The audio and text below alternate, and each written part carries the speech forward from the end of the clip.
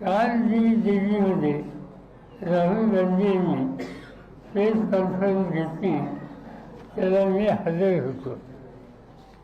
पहिल्यांदा एक गोष्ट सांगायची की मी कालपासून बघतोय की उद्धव ठाकरे हेही होते, ते कुठं बसले होते याच्यावरच लोकांचं लक्ष जात.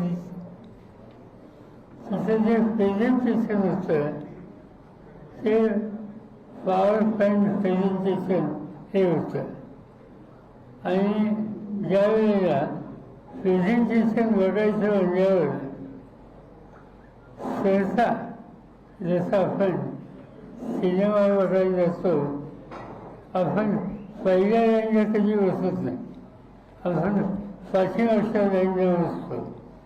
त्याच पद्धतीनं मी स्वतः आणि फारुख अब्दुल्ला आणि शेवटी बसतो. आमच्या घरं जवळ उद्धव ठाकरे होते, मुख्यमंत्री कर्नाटकचे होते. साधारणतः मी सांगायची आवश्यकता नाही की प्रत्यक्ष 3 वर्षे त्याच्या 2 बसत नाही, त्याच्या आम्ही 2 बसतो.